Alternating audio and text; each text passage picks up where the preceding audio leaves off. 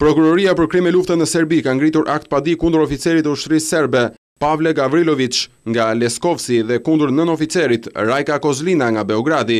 Ata akuzohen për vrasjen e 27 personave civil në Ternje të Suarekës, Kosovë, më 25 mars 1999, njofton Beta.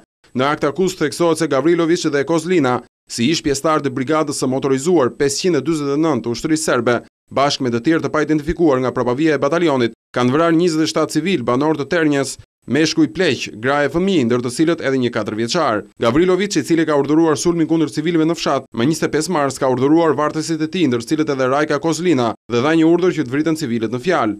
Nuk guxon të mbetet asnjë i gjallë, thuhet në deklaratë. Sipas këtij urdhri, kjo do thoshte spastrim fshati dhe vrasje banorësh, sakson prokuroria.